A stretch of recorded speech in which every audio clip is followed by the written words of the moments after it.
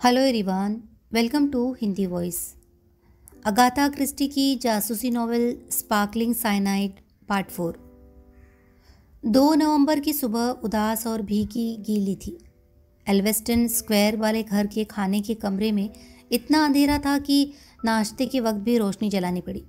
अपनी आदत से उलट आयरिस नीचे आ गई, बजाय कॉफ़ी और टोस्ट अपने कमरे में मंगाने के, और भूत जैसी उड़ी हुई रंगत लिए बैठी हुई अपने अनछुए नाश्ते को प्लेट में इधर से उधर करती रही। जॉर्ज के कांपते हाथों में अखबार खड़खड़ाया और मेज़ के दूसरे छोर पर लुसीला ड्रेक मुंह पर रुमाल रखकर बिलखने लगी। मैं जानती हूँ वो प्यारा लड़का कुछ भयानक कर बैठेगा। वो बहुत जज्बाती है और वह ये कभी नहीं कहेगा कि ज़िंदगी या मौत का सवाल है, अगर सच में ऐसा नहीं होगा। अखबार सरसराते हुए जॉर्ज तल्खी से बोला, लुसीला, मेहरबानी करके फिक्र मत करो, मैंने कहा तो है कि मैं संभाल लूँगा। मैं जानती हूँ जॉर्ज, तुम हमेशा इतने दयालु हो, मगर मुझे लगता है कि देरी जानलेवा होगी। ये सारी पूछताछ जिसकी तुम बात कर रहे हो करने में वक्त लगेगा। नहीं नहीं, हम जल्दी ही सब निपटा लेंगे। वह कहता है हर हालत में 3 तारीख तक, और 3 कल ही है। अगर उस प्यारे लड़के को कुछ हो गया तो मैं कभी अपने आप को माफ़ नहीं कर पाऊंगी। कुछ नहीं होगा। जॉर्ज ने कॉफ़ी का बड़ा सा घुट भरा। और अभी मेरा वो कन्वर्जन लोन बाकी है। देखो लुसीला, ये सब मुझ पर छोड़ दो। आंटी लुसीला, फिक्र मत करो, आयरिस ने जोड़ा। जॉर्ज सब इंतज़ाम कर लेगा। आखिर पहले भी तो ऐसा हो चुका है। काफ़ी वक्त से नहीं, 3 महीनों से, जॉर्ज ने कहा, जब उसे उस भयानक रांच पर उसके उन बेकार लुटेरे दोस्तों ने ठगा था, तब से।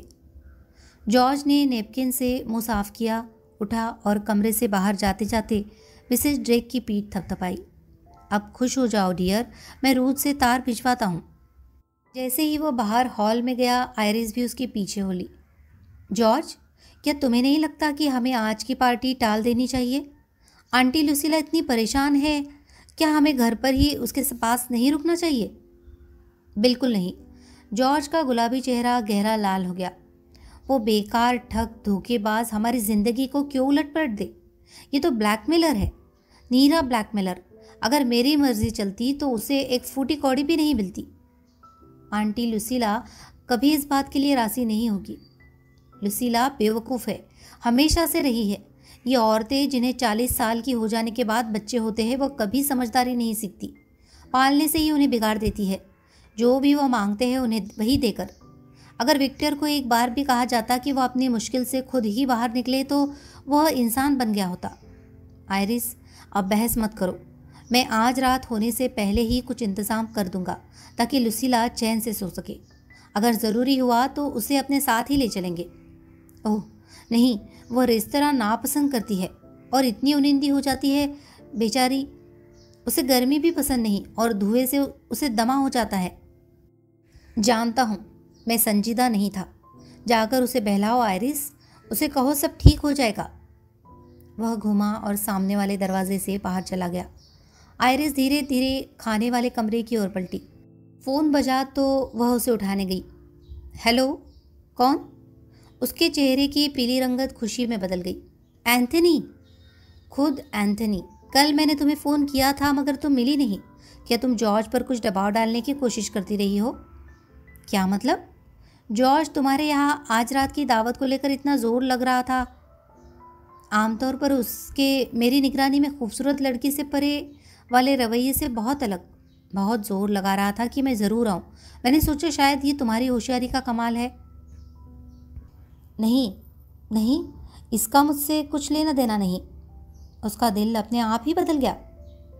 हकीकत में तो नहीं। ये हेलो, क्या तुम चले गए? नहीं, मैं यही हूँ। तुम कुछ कह रही थी, क्या बात है डार्लिंग? मैं तुम्हें टेलीफोन पर भी सांस भरते सुन सकता हूँ। कुछ बात है क्या? नहीं, कुछ नहीं। कल तक मैं बिल्कुल ठीक हो जाऊँगी। कल सब ठीक हो जाएगा। दिल को छूने वाला भरोसा। कहते हैं ना कि कल कभी नहीं आता। मत कहो ऐसे आयरिस, ज़रूर कोई बात है। नहीं, कुछ नहीं। मैं तुम्हें नहीं बता सकती। मैंने वादा किया था। मुझे बताओ डार्लिंग। नहीं, मैं सच में नहीं बता सकती।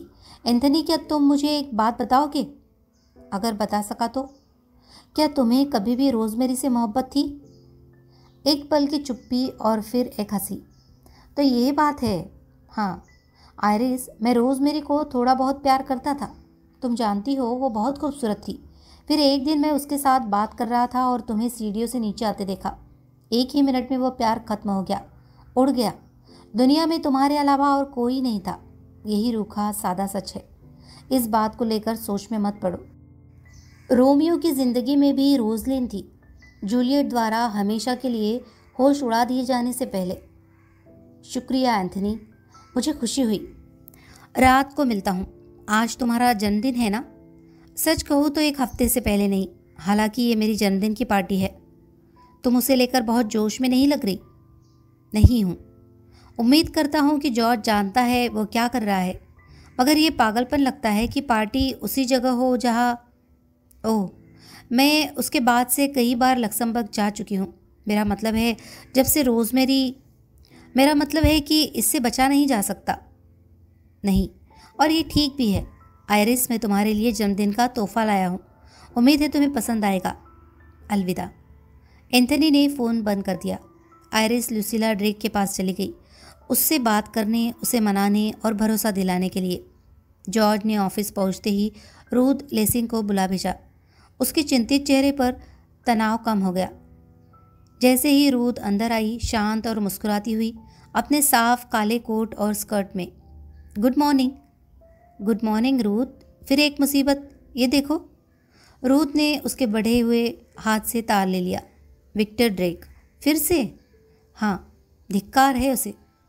रूथ तार पकड़े एक क्षण के लिए चुप रही। एक पतला तांबई चेहरा, नाक सिकुड़ती हुई जब वह हंसता था, मजाक उड़ाती हुई एक आवाज़, ऐसी लड़की जिसे बॉस से शादी कर लेनी चाहिए। सब कुछ कितना साफ साफ याद आ रहा था। उसने सोचा, कल की बात लगती है। जॉर्ज की आवाज़ ने उसे ख्यालों से वापस बुला लिया। क्या तकरीबन 1 साल पहले ही हमने उसे जहाज़ से बाहर भिजवा नहीं दिया था? रूथ ने सोचा। मेरे ख्याल में हाँ, मेरा ख्याल है कि 27 अक्टूबर थी। क्या कमाल की लड़की हो तुम, क्या याददाश्त है। रूथ सोचने लगी कि उसके पास याद रखने के लिए जॉर्ज जितना जानता है उससे बेहतर वजह है। टेलीफोन पर ही हुए विक्टर ड्रेक के असर के बाद उसने फैसला लिया था कि वह अपने मालिक की पत्नी से नफरत करती थी। मेरा ख्याल है कि हम खुशकिस्मत है, जॉर्ज ने कहा, कि वह इतनी देर बाहर रहा, चाहे इसके लिए 3 महीने पहले हमें 50 पाउंड का खर्चा पड़ा। इस वक्त 300 पाउंड बहुत ज़्यादा लगते हैं। ओह हाँ, उसे इतने नहीं मिलेंगे। हमें हमेशा की तरह पूछताछ करनी पड़ेगी। मुझे मिस्टर ओगिलवी से बात करनी चाहिए।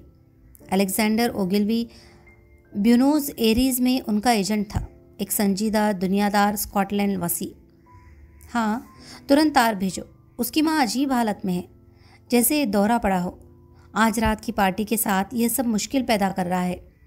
क्या तुम चाहते हो कि मैं उसके पास रहूं?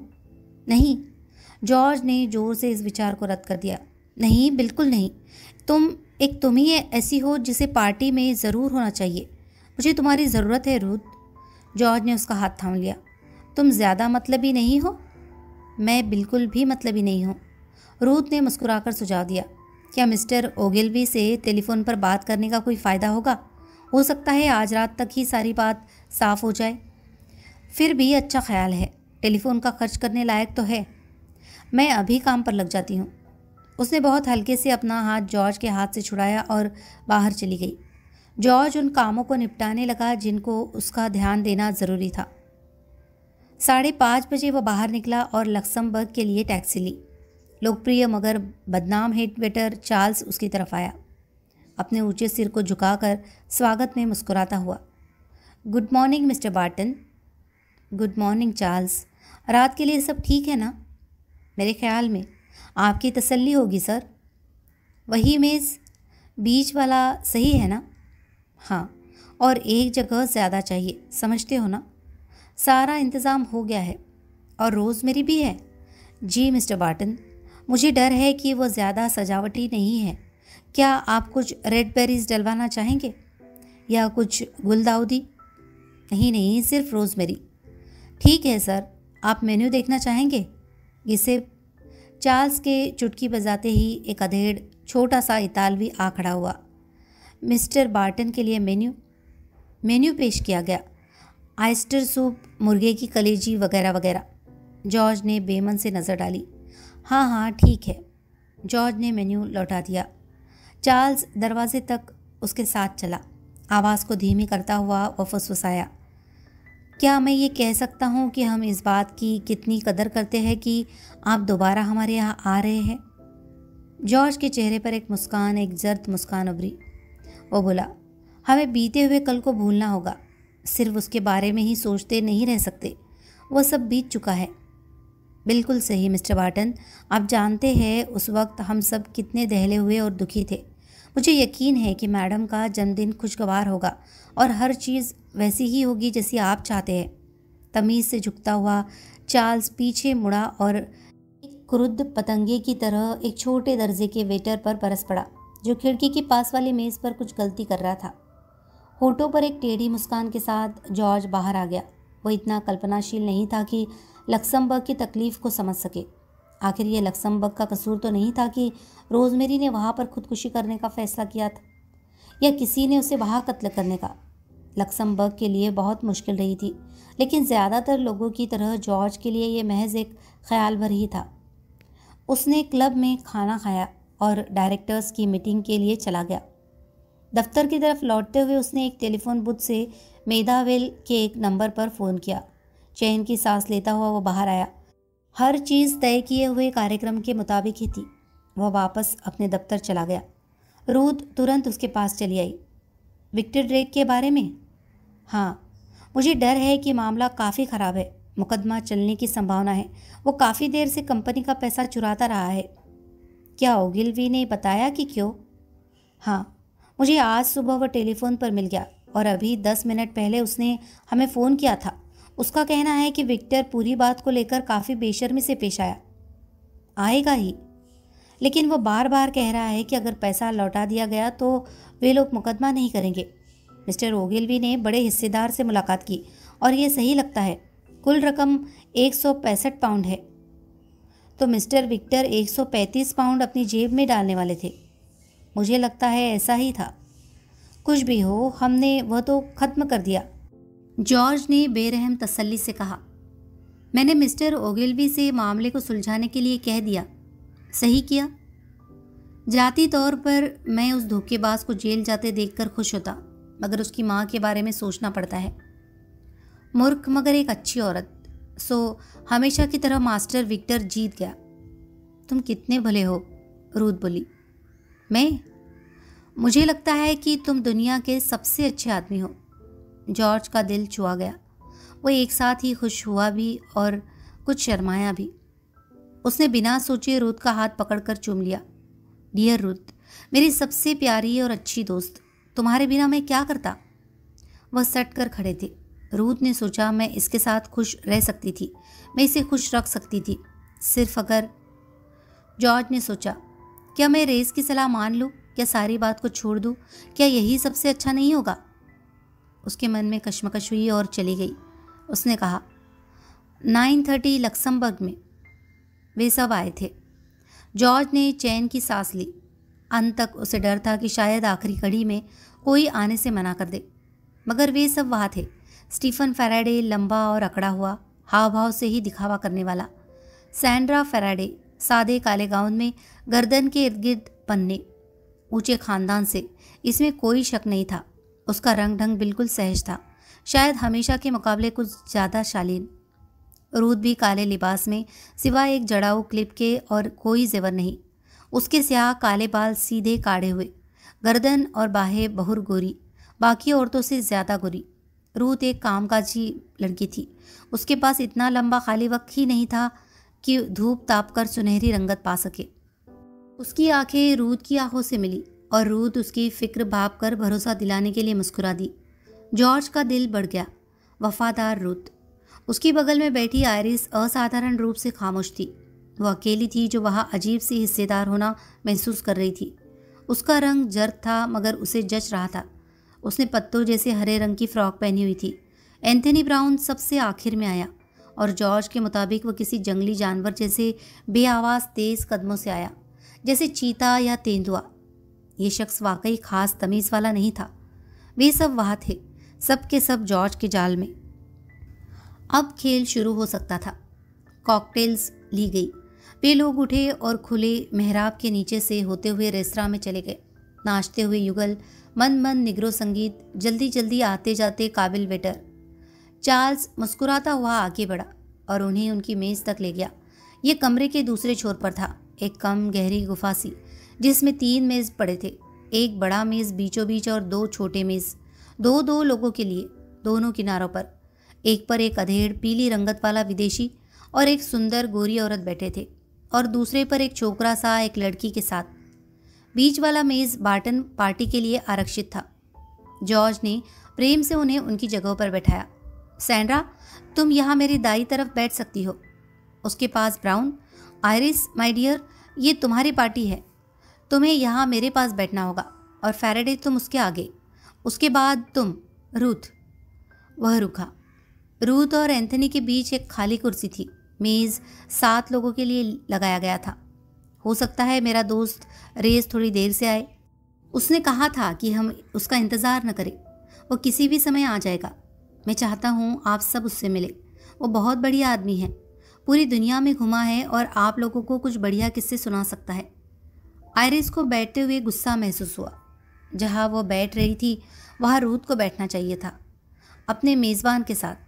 यानी जॉर्ज अभी भी एंथनी को नापसंद करता था और उस पर भरोसा नहीं करता था। उसने नज़रें बचाकर मेज़ के पार देखा। एंथनी की त्योरियाँ चढ़ी हुई थी। एंथनी ने उसकी तरफ नहीं देखा, बस एक बार पैनी तिरछी नज़र खाली कुर्सी पर डाली। फिर कहा, खुशी हुई कि तुम्हारे पास एक और आदमी है बार्टन। हो सकता है मुझे कुछ जल्दी जाना पड़े, टाला नहीं जा सकता, मगर मैं यहाँ एक ऐसे आदमी से मिला जिसे मैं जानता हूँ। जॉर्ज ने मुस्कुराकर कहा, मौज मज़े की वक्त भी काम। तुम उसके लिए अभी बहुत छोटे हो ब्राउन। वैसे मैं ठीक ठीक नहीं जानता, तुम्हारा कारोबार है क्या?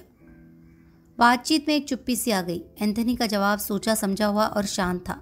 बार्टन, जब भी मुझसे पूछा जाता है तो मैं हमेशा कहता हूँ कि संगठित अपराध होते हैं, डाके डलवाए जाते हैं, चोरियाँ बाकायदा होती है, परिवारों का उनके निजी पतों पर इंतज़ार किया जाता है। सैंड्रा फैराडे ने हंसते हुए कहा, तुम्हारा हथियारों का कारोबार है ना मिस्टर ब्राउन? आजकल हथियारों का बादशाह ही खलनायक होता है। आयरिस ने एंथनी की आंखों को पल भर के लिए हैरानी से फैलते देखा। वो हल्के फुल्के अंदाज में बोला, आपको मेरे राज नहीं खोलने चाहिए लेडी सैंड्रा। ये सब बहुत लुका छुपा है। किसी विदेशी ताकत के जासूस हर जगह रहते हैं। लापरवाह बातचीत। उसने बनावटी गंभीरता से सिर हिलाया। वेटर ऑयस्टर वाली तश्तरियाँ उठा कर ले आया। स्टीफन ने आयरिस से पूछा, क्या वो डांस करना चाहेगी? जल्दी ही वे सब नाच रहे थे। माहौल हल्का हो गया। आयरिस की एंथनी के साथ नाचने की बारी भी जल्दी ही आ गई। जॉर्ज का घटियापन है कि हमें साथ नहीं बैठने दिया। उसकी मेहरबानी है, इस तरह मैं तुम्हें पूरा समय मेज़ के पार देख सकता हूँ। तुम्हें सच में तो जल्दी वापस नहीं जाना पड़ेगा ना? हो सकता है। तुरंत ही उसने फिर कहा, क्या तुम जानती थी कि कर्नल रेस आने वाला है? नहीं, मुझे बिल्कुल पता नहीं था। अजीब बात है। क्या तुम उसे जानते हो? ओह हाँ, तुमने उस दिन बताया था। वो फिर बोली, कैसा आदमी है वो? कोई भी ठीक से नहीं जानता। आयरिस वापस मेज़ पर चली गई। शाम ढल रही थी। धीरे धीरे जो तनाव खत्म हुआ लगता था वो फिर जकड़ने लगा। मेज़ के आसपास का माहौल तनाव से भरा था। सिर्फ मेज़बान की ही हंसमुख और बेपरवाह लग रहा था। आयरिस ने उसे अपनी घड़ी पर नज़र डालते देखा। अचानक नगाड़े बजने की आवाज़ हुई और बत्तियां बुझ गई। कमरे में एक स्टेज उभर आई। कुर्सियां पीछे को सरकाकर एक तरफ को मोड़ दी गई। 3 मर्द और 3 लड़कियां मंच पर उतरे और नाचने लगे। उनके पीछे एक आदमी चल रहा था जो तरह तरह की आवाज़ें निकाल सकता था। रेलगाड़ियाँ, भाप से चलने वाले रोलर, कपड़ा सिलने की मशीनें, खकारती गायें। वो कामयाब रहा। लेनी और फ्लो एक ऐसा नाच करने लगे जो नाच से ज़्यादा कलाबाजी था, और भी ज़्यादा वाह वाह। उसके बाद लक्समबर्ग 6 द्वारा एक और समूह पेशकश। रोशनियाँ जल उठी। हर कोई आंखें झपकाने लगा। उसी वक्त मेज़ पर बैठे लोगों में अचानक बंधन से आज़ाद हो जाने की एक लहर दौड़ती हुई लगी, जैसे कि वे अवचेतन स्तर पर कुछ होने की उम्मीद कर रहे थे, जो हुआ नहीं। पिछले एक मौके पर रोशनियों का जलना और मेज़ पर गिरी लाश का मिलना एक साथ ही हुए थे। लगा जैसे बीता हुआ कल सच में बीत गया था, भूल बिसर गया था। एक पुराने दर्दनाक हादसे की परछाई भी चली गई थी। सैंड्रा जोश से एंथनी की ओर मुड़ी। स्टीफन ने आयरिस से कुछ कहा और रूथ उसमें शामिल होने के लिए आगे को झुकी। सिर्फ जॉर्ज कुर्सी पर बैठा रहा, एकटक देखता हुआ। उसकी आंखें सामने रखी खाली कुर्सी पर टिकी हुई। उस कुर्सी के आगे भी मेज़ को सजा दिया गया था। गिलास में शैंपेन थी। किसी भी पल कोई वहाँ आ सकता था, वहाँ बैठ सकता था। आयरिस के छूने से उसे चेताया, जागो जॉर्ज, आओ डांस करो, तुम अभी तक मेरे साथ नहीं नाचे। जॉर्ज ने खुद को जगाया। आयरिस पर मुस्कुराते हुए उसने अपना गिलास ऊपर उठाया। पहले हम सलामती का एक जाम पिएंगे, उस लड़की के नाम जिसका जन्मदिन हम मना रहे हैं। आयरिस मार ले, उसकी परछाई भी कभी मध्यम न हो। सब ने हंसते हंसते घूंट भरे और फिर नाचने के लिए उठ खड़े हुए। जॉर्ज और आयरिस, स्टीफन और रूथ, एंथनी और सैंड्रा। खुशगवार जैज संगीत था। सब एक साथ ही वापस आए, हंसते बतियाते। वे बैठ गए। फिर अचानक जॉर्ज आगे को झुका। मैं आप सब से कुछ पूछना चाहता हूँ। तकरीबन 1 साल पहले हम एक शाम यहाँ थे, उसके एक दर्दनाक हादसे में बदल जाने से पहले। मैं पुरानी पीड़ा को याद नहीं करना चाहता, लेकिन मैं यह भी महसूस करना नहीं चाहता कि रोज़ मेरी पूरी तरह भुला दी गई है। मैं आपसे उसकी याद में जाम पीने को कहता हूँ, याद करने की खातिर। उसने अपना गिलास ऊपर उठाया। उसकी तरह बाकी सब ने भी अपने अपने गिलास ऊपर उठाए। उनके चेहरे शालीनता के मुखौटे थे। जॉर्ज बोला, रोज़मेरी के लिए, उसकी याद में। गिलास होठों तक लाए गए। सब ने जाम पिया। एक पल का अवकाश, फिर जॉर्ज आगे की ओर झुका और अपनी कुर्सी में लुढ़क गया। उसके कांपते हाथ उसकी गर्दन की ओर बढ़ते हुए, और जैसे जैसे उसका सांस लेना मुश्किल होता गया, उसका चेहरा भी गहरा नीला पड़ गया। उसे मरने में महज 1.5 मिनट लगा। कर्नल रेस स्कॉटलैंड यार्ड के दरवाजे से अंदर घुसा। जो पर्चा उसके लिए लाया गया वह उसने भर दिया, और कुछ ही मिनटों में वह चीफ इंस्पेक्टर केम के कमरे में उसे हाथ मिला रहा था। दोनों आदमी एक दूसरे से वाकिफ थे। केम इस किस्म का था कि वह उस शानदार अनुभवी बैटल की याद दिलाता था। चूंकि वह कई सालों तक बैटल के मातहत काम कर चुका था, उसने शायद अनजाने ही अपने से बड़े उस आदमी की कई आदतें अपना ली थी। वह कुछ ऐसा आभास देता था जैसे एक ही टुकड़े से बना हो। लेकिन जहाँ बैटल को देखकर सागौन या शाह बाबुल की लकड़ी की याद आती थी, चीफ इंस्पेक्टर केम को देखकर ज़्यादा चमकीली लकड़ी का ध्यान आता था, महोगनी या गुलाब की लकड़ी। तुमने हमें फ़ोन करके अच्छा किया कर्नल, केम्प ने कहा। हम इस मामले में जितनी मदद पा सके पाना चाहेंगे। इस केस ने हमें बहुत ऊंचे लोगों तक पहुंचा दिया है, रेस बोला। केम्प ने कोई शालीन इनकार नहीं किया। उसने सरलता से जाहिर सी इस बात को मान लिया कि सिर्फ बहुत नाजुक, दूर दूर तक मशहूर या बहुत अहम केस ही उसके पास आते थे। वह संजीदगी से बोला, ये किडरमिंस्टर संबंध के कारण है। तुम अनुमान लगा सकते हो कि बहुत होशियारी से चलना होगा। रेस ने हाँ में सिर हिलाया। वो लेडी सैंड्रा फैराडे से कई बार मिल चुका था। खामोश किस्म की उन औरतों में से एक जिनके दर्जे को समाज में चुनौती नहीं दी जा सकती, और जिनको किसी सनसनीखेज खबर से जोड़ना ही हैरानी पैदा करता है। उसने उसे आम मंचों से बोलते सुना था, बिना बहाव के मगर स्पष्टता और कुशलता से, मसले पर अच्छी तरह पकड़ के साथ और उसे अच्छी तरह बयान करते हुए। एक ऐसी औरत जिसका सामाजिक जीवन अखबारों में मिलता है और जिसका निजी जीवन होता ही नहीं, सिर्फ एक नीरस घरेलू पृष्ठभूमि के अलावा।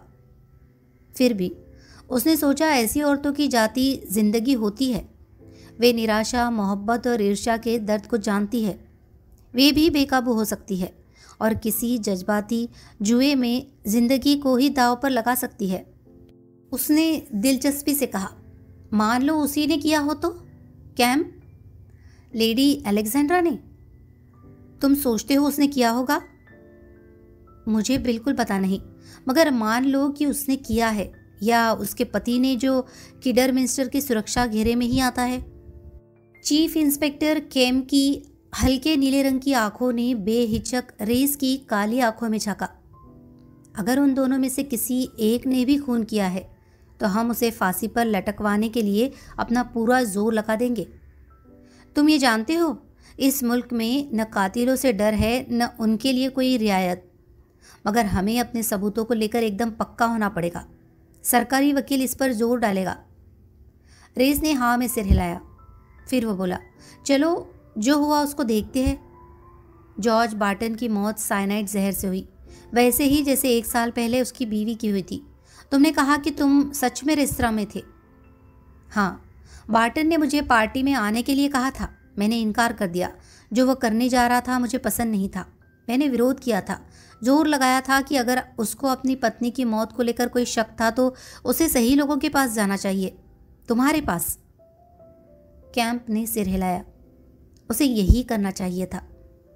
बजाय इसके वो अपने ही ख्याल पर अड़ा रहा, कातिल के लिए जाल बिछाने का ख्याल। वो मुझे भी बताने को राजी नहीं था कि कैसा जाल। मैं सारे मामले को लेकर बेचैन था, इतना ज़्यादा कि कल रात मैं लक्समबर्ग गया ताकि हर चीज़ पर नज़र रख सकूं। लाजमी था कि मेरा मेज़ कुछ दूरी पर था। मैं देखा जाना नहीं चाहता था। बदकिस्मती से मैं तुम्हें कुछ नहीं बता सकता।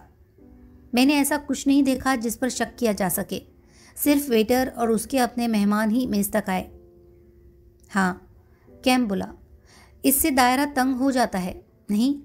या मेहमानों में से ही कोई था या वेटर गिसप बॉल्सेनो? मैंने आज सुबह भी बुलाया, सोचा शायद तुम उससे मिलना चाहो, मगर मुझे यकीन नहीं होता कि उसका इससे कुछ भी लेना देना है। 12 साल से लक्समबर्ग में है। उसकी नेकनामी है, शादीशुदा है, 3 बच्चे हैं, रिकॉर्ड अच्छा है, सारे ग्राहकों से अच्छी तरह निपटी है। उसके बाद हमारे पास मेहमान बचते हैं। हाँ, वही लोग जो उस वक्त भी मौजूद थे जब मिसेज बार्टन की मृत्यु हुई। उस मामले में क्या हुआ कैम? मैं उसको भी देख रहा हूँ क्योंकि ये तो जाहिर है कि दोनों एक दूसरे से जुड़े हैं।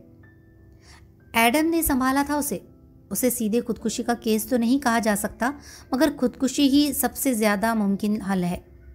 और कत्ल का कोई साफ सबूत न होने के कारण उसे खुदकुशी ही मानना पड़ा और कुछ नहीं कर सका।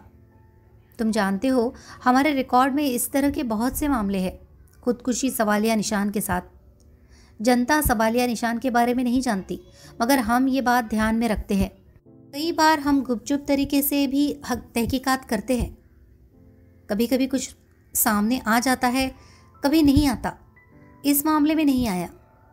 अब तक किसी ने मिस्टर बार्टन को आगाह कर दिया कि उसकी पत्नी की हत्या हुई थी। वह खुद ही इस पर काम करने लगा। उसने तो लगभग ऐलान कर दिया कि वह सही रास्ते पर जा रहा था या नहीं मैं नहीं जानता, मगर कातिल ने तो यही सोचा होगा। नतीजतन कातिल बौखला गया और मिस्टर बार्टन को ही मार डाला।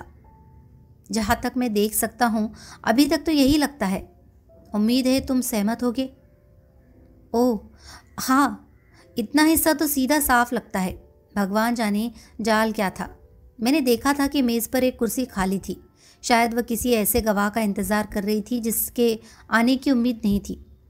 जो भी था, कुर्सी ने जो करना था उसे काफ़ी ज़्यादा कर दिया। उसने गुनहगार को इतनी चेतावनी दे दी कि उसने जाल के घिरने का भी इंतज़ार नहीं किया। खैर, कैम बोला, हमारे पास 5 लोग हैं जिन पर शक किया जा सकता है और हमें पहले मामले पर भी काम करना है। मिसेस बार्टन, तुम्हारी पक्की राय है कि वह खुदकुशी नहीं थी? इस दूसरे कत्ल से साबित होता है कि नहीं थी। हालांकि मैं नहीं समझता कि उस वक्त इसे खुदकुशी मानने के लिए तुम हमें दोष दोगे। उसका कुछ सबूत भी था। इन्फ्लुएंजा के बाद गहरी उदासी। केम के काट जैसे चेहरे पर मुस्कुराहट की एक लहर दिखी। वो तो कॉरोनर की कचहरी के लिए था। डॉक्टरी सबूत मान लिया गया और सबके जज्बातों को बचा लिया गया। ये तो हर दिन किया जाता है। बहन को लिखी गई अधूरी चिट्ठी थी, यह बताते हुए कि उसकी निजी चीज़ों का बंटवारा कैसे किया जाए, जिससे ये पता लगता था कि उसके दिल में खुद को ख़त्म करने की बात थी। मुझे इसमें शक नहीं कि वह ज़रूर बहुत उदास थी, बेचारी। लेकिन औरतों के मामले में 10 में से 9 बार ये प्रेम संबंध के कारण होता है। आदमी को ज़्यादातर रुपए पैसे की फिक्र होती है। तो तुम जानते थे कि मिसेज बार्टन का प्रेम संबंध था? हाँ, हमने जल्दी इसका पता लगा लिया था।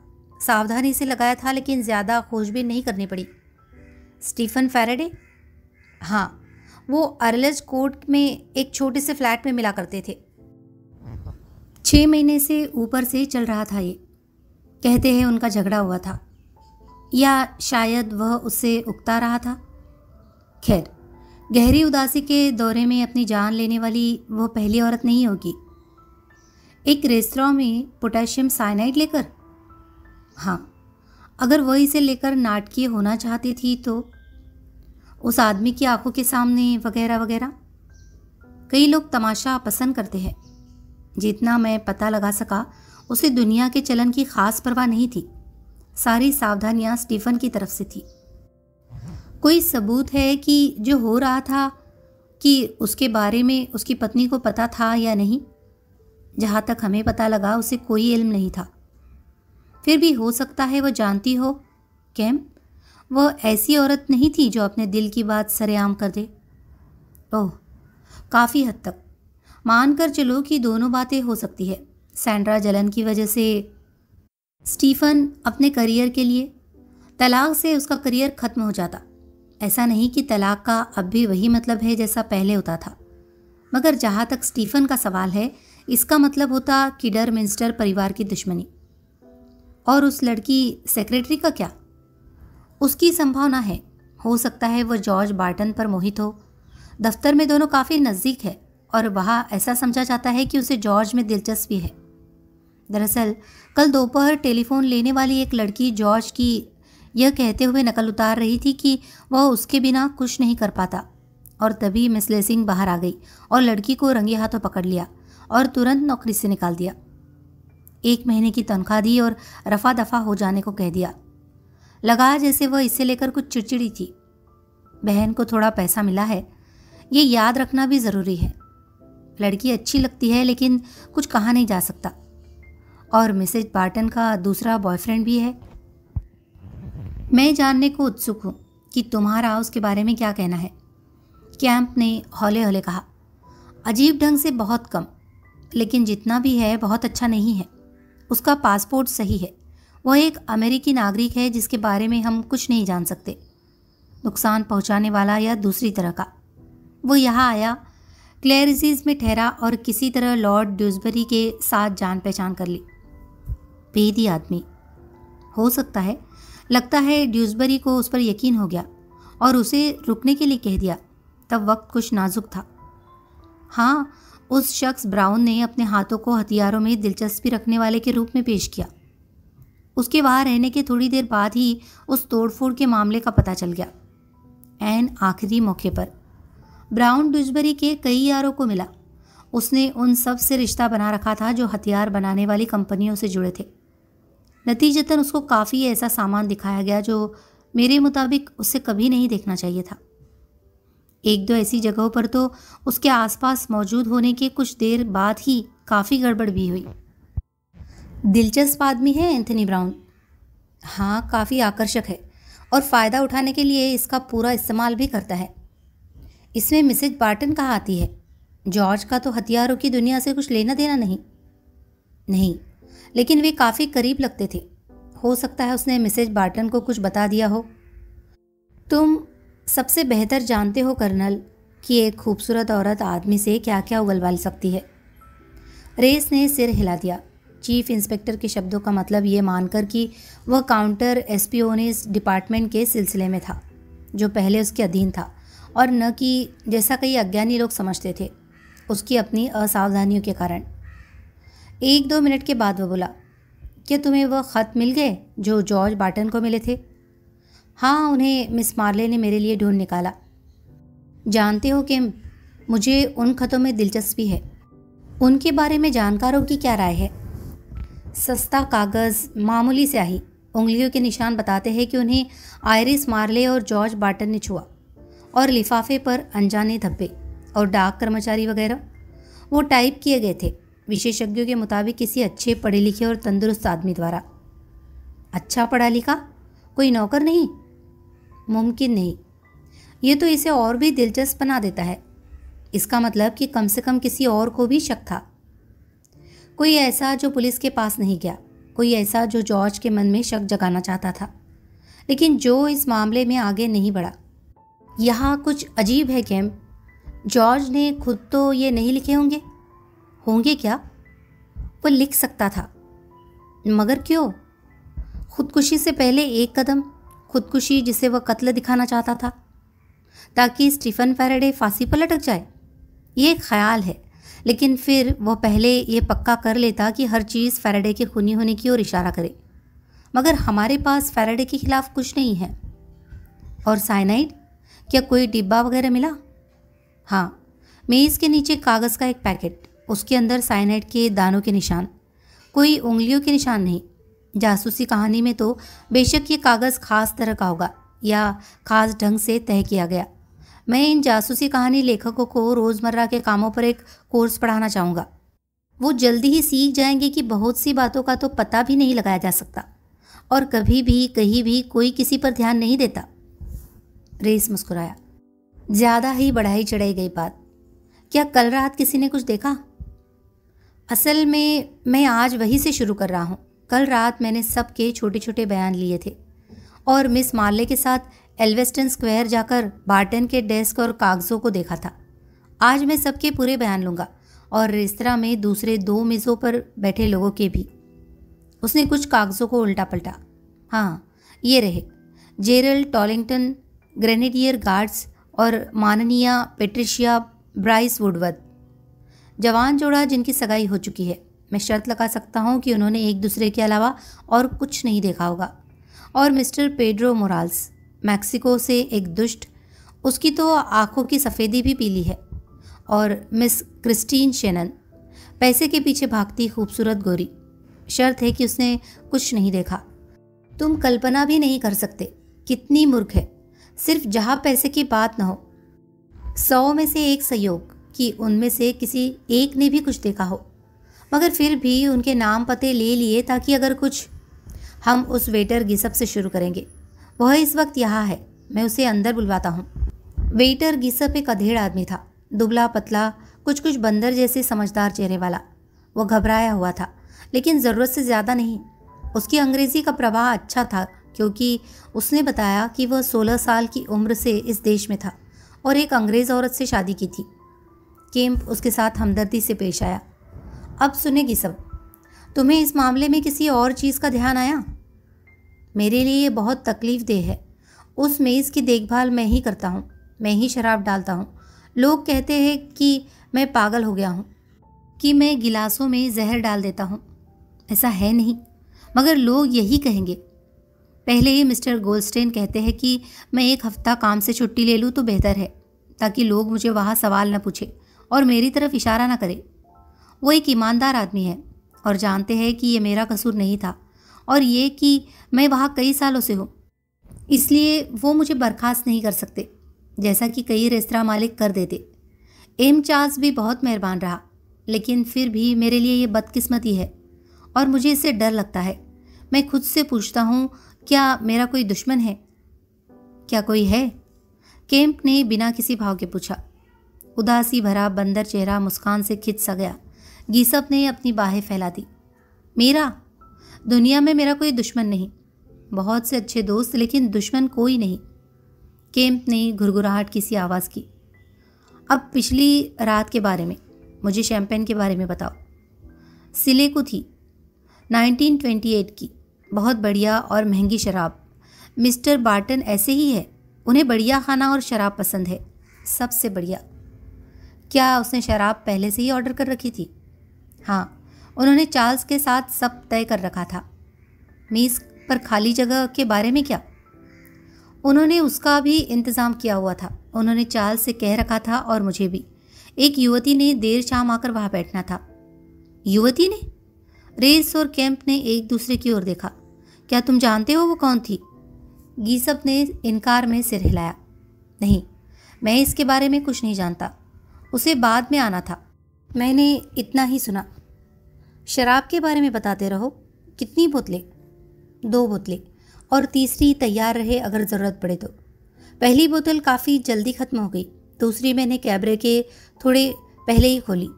मैंने गिलास भर के बोतल आइस बॉक्स में रख दी। तुमने आखिरी बार मिस्टर बार्टन को अपने गिलास से पीते कब देखा? सोचता हूँ जब कैबरे खत्म हुआ तो सबने मैडम की सेहत के लिए जाम पिया। जहाँ तक मैं जानता था उसका जन्मदिन था। फिर वो उठकर नाचने लगे। उसके बाद जब वो वापस आए तो मिस्टर बार्टन ने पी और बस यूँ वो मर गए। जब वो लोग नाच रहे थे तो क्या तुमने गिलास भरे थे? नहीं साहब, जब उन्होंने मैडम के लिए जाम पिया तो गिलास भरे हुए थे और उन्होंने ज़्यादा नहीं पी, कुछ घूंट ही। गिलासों में काफ़ी शराब बची थी। क्या कोई भी मेज़ के पास आया था जब वो नाच रहे थे? कोई भी नहीं सर, मुझे पक्का पता है। क्या वो सब एक ही वक्त पर नाचने के लिए उठे थे? जी हाँ, और एक साथ ही लौटे। मिस्टर बार्टन सबसे पहले लौटे मैडम के साथ। वो औरों के मुकाबले मोटे थे। वो ज़्यादा देर तक नहीं नाचे, आप समझते हैं ना। उसके बाद वो गोरे सज्जन मिस्टर फैराडे और काली पोशाक वाली युवती लेडी अलेक्जेंड्रा और वो गहरे रंग के जनाब सबसे बाद में आए। तुम मिस्टर फैराडे और लेडी अलेक्जेंड्रा को जानते हो? हाँ, मैंने उन्हें अक्सर लक्समबर्ग में देखा है। वे बहुत खास है। अब बताओ गिसब कि अगर उन लोगों में से किसी ने मिस्टर बार्टन के गिलास में कुछ डाला होता तो क्या तुम देख लेते? मैं कह नहीं सकता सर। मेरा काम है वहाँ के बाकी 2 मेज़ और मुख्य रेस्तरां में 2 और खाना परोसना होता है। मैं मिस्टर बार्टन की मेज़ की देखभाल नहीं कर रहा था। कैबरे के बाद तकरीबन सब लोग उठकर डांस करने लगे, इसलिए मैं उस वक्त खाली खड़ा था। इसीलिए मैं इतने पक्के यकीन से कह सकता हूँ कि उस वक्त मेज़ तक कोई नहीं आया, मगर लोगों के बैठते ही मैं मसरूफ़ हो गया। उसने सवालिया नज़र से पुलिस अफसर को देखा। तो तुम्हारा यही ख्याल है ना? कुदरती है कि मैं कुछ नहीं जानता, मगर मैं सोचता हूँ वहाँ से 1 साल पहले उस खूबसूरत औरत मिसेज बार्टन ने अपने को मार डाला। क्या ऐसा नहीं हो सकता कि मिस्टर बार्टन इतने दुखी हो कि उन्होंने खुद को भी वैसे ही मार डालने का फैसला कर लिया? ये कविता सा लगता। बेशक ये रेस्तरां के लिए अच्छा नहीं, पर जो आदमी खुद को मारने वाला हो वो ये नहीं सोचेगा। उसने उत्सुकता से दोनों को बारी बारी देखा। केम्प ने न में सिर हिलाया। मुझे इसमें शक है कि ये सब इतना आसान है, उसने कहा। उसने कुछ और सवाल पूछे और फिर गीसब को बर्खास्त कर दिया। गीसब के जाने पर दरवाज़ा बंद होते ही रेस बोला, मैं सोच रहा हूँ कि क्या हमसे यही सोचने की उम्मीद रखी जा रही है? शोक में डूबा पति पत्नी की मौत की बरसी पर अपने को मार डालता है। ऐसा नहीं कि बरसी थी, मगर काफ़ी नज़दीक थी। ऑल सोल्स डे था, रेस ने कहा। सही, मुमकिन है कि यही योजना हो, लेकिन जो कोई भी था उसे उन चिट्ठियों के संभाले जाने के बारे में पता नहीं हो सकता। और यह कि मिस्टर बार्टन ने तुमसे सलाह ली थी और उन्हें आयरिस मार्ले को भी दिखाया था। उसने अपनी घड़ी देखी। मुझे 12:30 पर किडरमिंस्टर हाउस पहुंचना है। उससे पहले हमारे पास उन बाकी दोनों मेज़ों पर बैठे लोगों से मिलने का वक्त है। जो भी हो, कुछ को तो मेरे साथ चलो कर्नल, चलोगे ना? मिस्टर मोराल्स रिड्स में ठहरा हुआ था। सुबह सुबह की इस घड़ी में वह खास देखने लायक नहीं था। दाढ़ी नहीं बनी हुई, आंखों की सफ़ेदी सुर्ख लाल और शराब के नशे का हर अवसार अभी बाकी।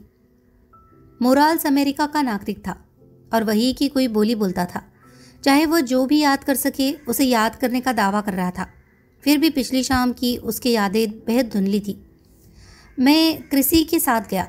वो लड़की काफ़ी पकी हुई है। उसने कहा कि वह अच्छी जगह थी। हनी, मैंने कहा, तुम जहाँ कहोगी हम वहीं जाएंगे। वह बहुत बढ़िया जगह थी, इतना मैं मानूंगा। और कीमत लेनी उन्हें आती है क्या? मैं $30 से हल्का हो गया। बैंड अनुभवहीन था, बजा ही नहीं पा रहे थे। शाम की यादों से उसका ध्यान पलटाते हुए मोराल्स को गुफा के ठीक बीच में उस मेज़ को याद कराने के लिए जोर लगाया गया। यहाँ वह ज़्यादा मदद नहीं कर पाया। बेशक वहाँ एक मेज़ थी और कुछ लोग वहाँ बैठे थे। हालांकि मुझे याद नहीं वो कैसे दिखते थे। उनकी तरफ ख़ास ध्यान नहीं दिया उस आदमी के मर जाने तक। पहले तो वो अपनी शराब को संभाल नहीं पा रहा था। हाँ, अब मुझे उनमें से एक युवती याद आ रही है, काले बाल, और मैं कहूँगा कि दिखने में अच्छी थी। तुम्हारा मतलब हरी मखमली पोशाक वाली लड़की से है? नहीं, वो दुबली सी थी। ये लड़की काली पोशाक में थी, बदन में गुलाइयाँ थी। मिस्टर मोराल्स की आवारा नज़र रूथ लेसिंग पर पड़ी थी। उसने सराहने के अंदाज में नाक सिकोड़ी। मैं उसे नाचते हुए देख रहा था, और वह क्या नाचती थी। मैंने एक दो बार उसे उम्दा का इशारा किया, मगर उसकी आंखें तो जैसे स्थिर थी। तुम्हारे ब्रिटिश अंदाज में मुझे अनदेखा कर दिया। मिस्टर मोराल से और कुछ भी फ़ायदेमंद नहीं निकाला जा सकता था, और उसने ये भी मान लिया कि कैबरे शुरू होने तक वह काफ़ी नशे की हालत में था। कैंप उसका शुक्रिया करके जाने को हुआ। मैं कल पानी के जहाज़ से न्यूयॉर्क जा रहा हूँ। मोराल्स बोला, क्या आप नहीं जाएंगे कि मैं रुक जाऊँ? उसने उत्सुकता से पूछा। शुक्रिया, मगर मुझे नहीं लगता कि तहकीकात के वक्त तुम्हारी गवाही की ज़रूरत पड़ेगी। देखिए, मुझे यहाँ बहुत लुत्फ़ आ रहा है, और अगर पुलिस का काम होगा तो कंपनी मुझे निकाल नहीं सकती। अगर पुलिस आपको रुकने को कहे तो आपको रुकना ही पड़ता है। हो सकता है कि अगर मैं ज़्यादा कोशिश करूँ तो कुछ याद कर पाऊँ। मगर कैंप इस हसरत भरे फंदे में नहीं फंसा, और वह और रेस ब्रुक स्ट्रीट चले गए, जहाँ एक गुस्सेल आदमी ने उनका स्वागत किया। माननीय पेट्रिशिया ब्राइस वुडवर्थ का पिता। जनरल वुडवर्थ ने काफ़ी खरी खरी टिप्पणी करते हुए उनका स्वागत किया। ये कहने का क्या फ़ायदा कि उसकी बेटी इस तरह के मामले के बीच कहीं उलझी हुई थी। अगर एक लड़की अपने मंगेतर के साथ भी किसी रेस्तरां में खाने के लिए नहीं जा सकती तो इंग्लैंड का क्या हो रहा था? वो तो इन लोगों को जानती तक नहीं थी। हबर्ड बार्टन, शहर में रहने वाला कोई, इससे पता चलता था कि आप कभी ज़्यादा बेफिक्र नहीं हो पाते कि आप कैसी जगह जा रहे हैं।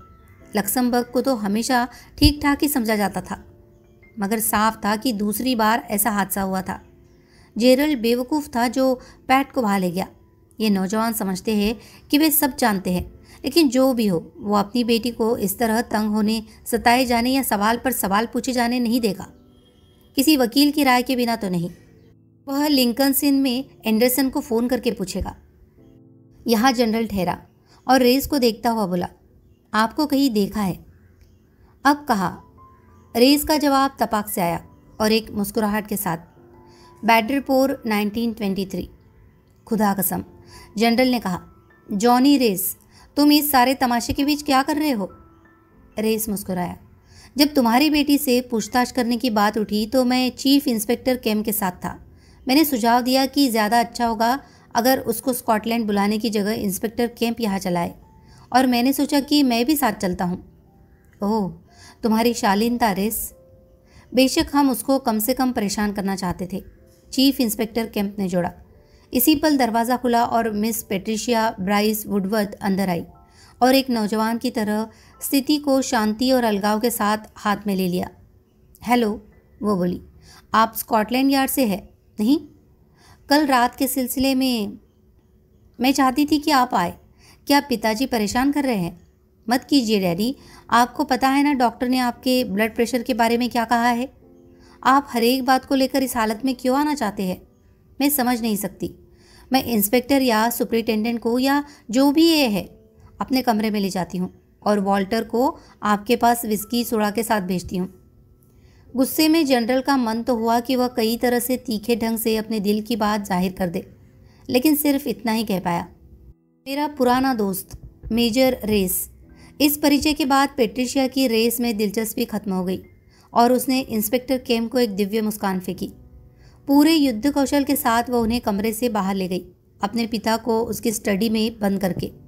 बेचारे डैडी, उसने कहा, वो तो फिक्र करेंगे ही, मगर सच में उन्हें संभालना बहुत आसान है। उसके बाद बातचीत बेहद दोस्ताना रही, लेकिन नतीजा कुछ नहीं। ये तो पागल कर देने वाली बात है, सच में, पेट्रिशिया ने कहा। शायद मेरी ज़िंदगी में एक ही मौका जब मैं उस जगह थी जहाँ कत्ल किया गया। यह कत्ल ही है ना? अखबार बहुत सावधान और अस्पष्ट रहे, लेकिन मैंने फ़ोन पर गैरी से कहा कि यह ज़रूर कत्ल होगा। सोचो, मेरे बिल्कुल करीब एक कत्ल हुआ और मैं देख भी नहीं रही थी। उसकी आवाज़ में पछतावा साफ था। काफ़ी हद तक जाहिर था कि जैसी चीफ इंस्पेक्टर ने भविष्यवाणी की थी, दोनों जवान लोगों जिनकी एक हफ्ता पहले ही मंगनी हुई थी कि आंखें सिर्फ एक दूसरे के लिए ही थी। दुनिया में सबसे अच्छा इरादा रखते हुए भी पेट्रिशिया ब्राइस वुडवर्थ कुछ ही हस्तियों को याद कर सकी। सैंड्रा फैराडे बहुत स्मार्ट लग रही थी, मगर वो तो हमेशा ही लगती है। उसने शिकियापरेली की पोशाक पहनी थी। तुम उसे जानती हो? रेस ने पूछा। पेट्रिशिया ने इनकार में सिर हिलाया, सिर्फ चेहरे से। मेरे ख्याल में स्टीफन फैराडे काफ़ी उबाऊ लगता है, तड़क भड़क वाला, ज़्यादातर नेताओं की तरह। क्या तुम किसी और को भी चेहरे से पहचानती थी? उसने न में सिर हिलाया। नहीं, मैंने उनमें से किसी को भी पहले कभी नहीं देखा था। कम से कम मुझे तो ऐसा ही नहीं लगता। सच तो यह है कि मेरे ख्याल में मैं सैंड्रा फैराडे पर ध्यान भी नहीं देती अगर उसकी पोशाक शिएप्रली की नहीं होती तो। और तुम पाओगे, इंस्पेक्टर कैंप ने घर से बाहर आते हुए संजीदगी से कहा, कि मिस्टर टोलिंगटन भी बिल्कुल ऐसा ही होगा। स्किपर भी नहीं होगा। स्किपर क्या? सुनने में सार्डिन मछली जैसा लगता है, उसका ध्यान खींचने के लिए। मुझे नहीं लगता। रेस सहमत हुआ कि स्टीफन फैराडे के सूट की कटाई से उसके दिल में कोई दर्द हुआ होगा। ओह खैर, इंस्पेक्टर बोला, क्रिस्टीन शेनन को जांचते हैं, उसके बाद बाहरी सहयोग खत्म हो जाएगी। मिस शेनन गोरी रंगत और सुनहरे बालों वाली हसीना थी, जैसा इंस्पेक्टर कैंप ने कहा था। हल्के रंग के बाल छोटी बच्ची जैसे भावहीन मुलायम चेहरे से पीछे की तरफ खींचकर ध्यान से बनाए गए थे। हो सकता है मिस शेनन मूर्ख हो, जैसा इंस्पेक्टर कैंप ने कहा था, लेकिन देखने में बहुत अच्छी थी, और बड़ी बड़ी हल्की नीली आंखें बताती थी कि उसकी मूर्खता सिर्फ दिमागी स्तर पर थी। और जहाँ तक आम सूझबूझ और रुपए पैसे की जानकारी की बात थी, क्रिस्टीन शेनन एकदम सही होती थी। उसने दोनों आदमियों का बेहद अच्छी तरह स्वागत किया, उनको कुछ पीने के लिए मजबूर करते हुए, और जब उसके लिए न कह दी गई तो सिगरेट पेश किए। उसका फ्लैट छोटा सा और सस्ता पर नए फैशन का था। मुझे आपकी मदद करके बहुत अच्छा लगेगा चीफ इंस्पेक्टर, जो भी पूछना चाहते हैं पूछिए। केम्प ने आमतौर पर पूछे जाने वाले कुछ सवालों से शुरुआत की, बीच वाली मेज पर बैठे लोगों की चाल ढाल और व्यवहार के बारे में। क्रिस्टीन ने एकदम जाहिर कर दिया कि वह कितने ध्यान और होशियारी से सब देखती थी। पार्टी बहुत अच्छी तरह नहीं चल रही थी, यह आसानी से देखा जा सकता था, जितनी औपचारिक हो सके उतनी। मुझे उस बेचारे के लिए बुरा लगा जो वो पार्टी दे रहा था। वो पूरी कोशिश कर रहा था कि सब ठीक चले, तार पर चलती बिल्ली की तरह घबराया हुआ सा, मगर वह जो भी कर रहा था उसका कोई फ़ायदा नहीं हो रहा था। उसकी दाईं तरफ बैठी लंबी औरत अकड़ी बैठी थी, और जैसे उसने कुरेदनी निगल ली हो, और उसके बाईं तरफ वाली बच्ची पागल थी, साफ देखा जा सकता था, क्योंकि वह सामने वाले दिल फरेब नौजवान के साथ नहीं बैठी थी। जहाँ तक उसके पास बैठे लंबे गोरे आदमी का सवाल था, लग रहा था जैसे उसका पेट खराब था। अपना खाना ऐसे खा रहा था जैसे उसका दम घुट जाएगा। उसकी बगल में बैठी औरत उससे बात करने की पूरी कोशिश कर रही थी, मगर लगता था जैसे वह खुद भी घबराई हुई थी। तुमने बहुत कुछ देख लिया मिस शेनन, कर्नल रेस बोला। मैं आपको एक राज बताती हूँ, मुझे खुद भी बहुत मज़ा नहीं आ रहा था। मैं लगातार 3 रातों से अपने उस बॉयफ्रेंड के साथ बाहर गई थी और उससे उकता रही थी। वह लंदन देखना चाहता था, खासकर जिन जगहों को वह उम्दा कहता है, और उसके लिए मैं इतना तो कहूँगी कि वह कंजूस नहीं। हर बार शैम्पेन। हम कोम्प्राडूर गए, फिर माइल फ्लोअर्स, और आखिर में लक्समबर्ग। और मैं कहूँगी कि वो मज़े ले रहा था। एक तरह से ये दयनीय था, पर उसकी बातचीत को आप दिलचस्प नहीं कहेंगे। मेक्सिको में किए गए कारोबारी लेन देन का लंबा इतिहास, जिनमें से ज़्यादातर के बारे में मैंने 3 बार सुना, और उसके बाद जितनी लड़कियों को वो जानता था और वह उसके लिए कितनी पागल थी, उनके बारे में। कुछ देर सुनने के बाद एक लड़की थक भी जाती है, और ये तो आप मानेंगे कि पेड्रो देखने में खास अच्छा नहीं। इसलिए मैंने सिर्फ खाने पर ही ध्यान देकर अपनी आंखों को इधर उधर घूमने दिया। हमारे नज़रिए से तो ये बहुत बढ़िया है मिस शेनन, चीफ इंस्पेक्टर बोला, और मैं सिर्फ ये उम्मीद कर सकता हूँ कि तुमने कोई ऐसी चीज़ देखी जो हमारा मसला सुलझाने में मदद कर सके। क्रिस्टीन ने अपना सुनहरा सिर न में हिलाया। मुझे पता नहीं कि उसे किसने मार डाला, बिल्कुल पता नहीं। उसने शैम्पेन का एक घूंट पिया, नीला पड़ गया और जैसे लुढ़क सा गया। क्या तुम्हें याद है कि उसने उससे पहले कब आखिरी बार अपना गिलास से घूंट भरा था? लड़की सोचने लगी। ओह हाँ, कैबरे के एकदम बाद। रोशनियाँ जल उठी और उसने अपना गिलास उठाया, कुछ कहा, और बाकी लोगों ने भी वैसा ही किया। मुझे लगा जैसे किसी के नाम जाम था। चीफ इंस्पेक्टर ने सिर हिलाया। और फिर संगीत शुरू हुआ, और वो सब उठ खड़े हुए और डांस करने चले गए, हंसते हुए, कुर्सियाँ पीछे सरकाते हुए। वो सब एक साथ ही चले गए, मेज़ को खाली छोड़कर। हाँ, और किसी ने मिस्टर बार्टन के गिलास को नहीं छुआ? बिल्कुल किसी ने नहीं। उसका जवाब तपाक से आया, मुझे पक्का यकीन है। और जब तक वो वापस नहीं आए कोई भी मेज़ के पास नहीं आया। कोई नहीं, वेटर को छोड़कर। वेटर? कौन सा वेटर? नए वालों में से एक, एप्रन पहने हुए, तकरीबन 16 बरस का। असली वेटर नहीं, खुश रखने वाला बंदर जैसा, मेरे ख्याल में इतालवी। और उसने क्या किया? उस कम उम्र वेटर ने? उसने गिलास भरे? क्रिस्टीन ने इनकार में सिर हिलाया। ओह नहीं, उसने मेज़ पर किसी चीज़ को हाथ नहीं लगाया। उसने सिर्फ एक बैग उठाया जो उठते समय लड़कियों में से किसी एक ने गिरा दिया था। बैग किसका था? क्रिस्टीन को सोचने में पल दो पल लगे। फिर उसने कहा, ठीक है, वह उस बच्ची का बैग था, हरा और सुनहरा। बाकी दोनों औरतों के बैग काले थे। वेटर ने बैग के साथ क्या किया? क्रिस्टीन हैरान हुई। उसने उसे मेज़ पर रख दिया, बस इतना ही।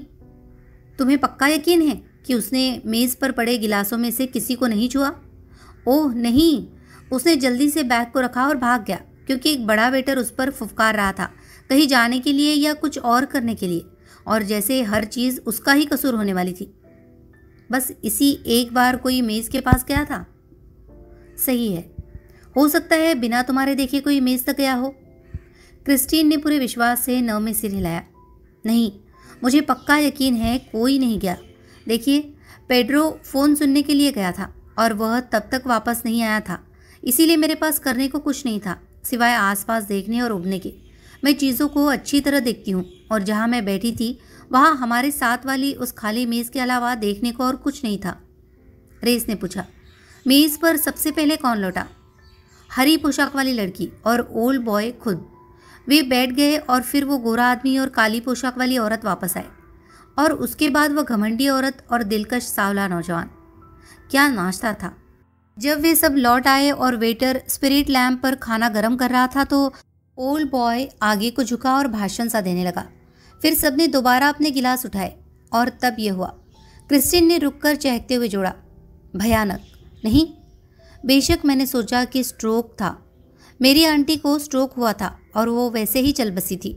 तभी पेड्रो वापस आ गया और मैंने कहा, देखो पेड्रो, उस आदमी को स्ट्रोक हो गया है। पेड्रो ने महज इतना ही कहा, सिर्फ होश खो रहा है, होश खो रहा है, बस। वह खुद यही कर रहा था। मुझे उस पर नज़र रखनी पड़ी। लक्समबर्ग में बेहोश होना पसंद नहीं किया जाता, इसीलिए मुझे टैगोस पसंद नहीं। जब लोग बहुत ज़्यादा पी लेते हैं तो जरा भी शालीन नहीं रहते। कोई लड़की जान भी नहीं सकती वह किस मुसीबत में पड़ जाएगी। वह एक पल सोचती रही और फिर अपनी दाई कलाई पर एक चमकते कंगन को देखकर जोड़ा। फिर भी मैं कहूँगी कि वे काफ़ी मेहरबान होते हैं। नरमी से उसका ध्यान एक लड़की की ज़िंदगी के इम्तिहानों और दुखों से खींचकर कैंप उसे वापस उसकी कहानी पर ले आया।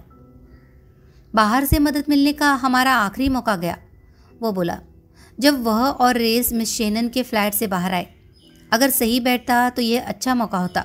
वो लड़की बिल्कुल सही तरह की गवाह है, चीज़ें देखती है और उन्हें सही सही याद रखती है। अगर देखने लायक कुछ होता तो वो देख लेती। मतलब है कि वहाँ देखने लायक कुछ नहीं था। यकीन नहीं होता। एक जादुई चाल है। जॉर्ज बार्टन शैंपेन पीता है और जाकर डांस करता है, वापस आता है, उसी गिलास से पीता है जिसे किसी ने नहीं छुआ, और उसके अंदर साइनाइड भर जाता है। ये तो पागलपन है। मैं कहता हूँ ऐसा हो ही नहीं सकता था, लेकिन बस हो गया है। वह पल भर के लिए ठहरा।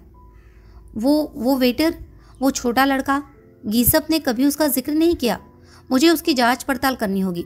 आखिर वही एक शख्स है जो मेज़ के पास गया जब वे सब नाच रहे थे। हो सकता है इसमें कुछ हो। रेस ने न में सिर हिलाया। अगर उसने बार्टन के गिलास में कुछ मिलाया होता तो वो लड़की उसे देख लेती। वो पैदाइशी बारीकियां देखने वाली है। दिमाग के अंदर सोचने के लिए तो कुछ है नहीं, इसीलिए वो अपनी आंखें ही इस्तेमाल करती है।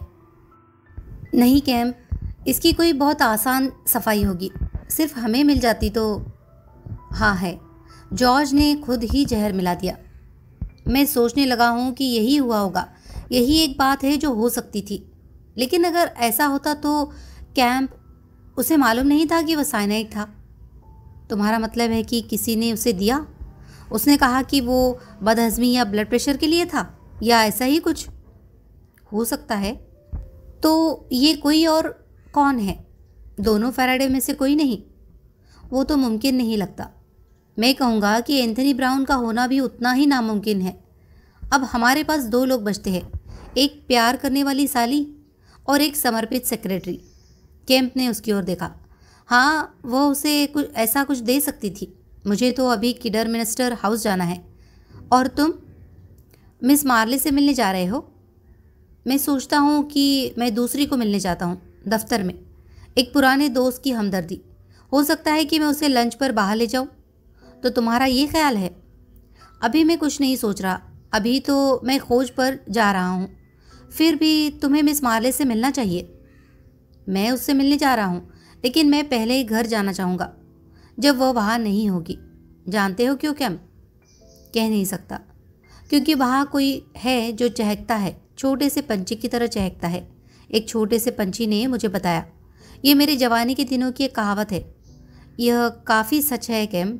ये चहकने वाले हमें बहुत कुछ बता सकते हैं अगर हम उन्हें बस चहकने दें।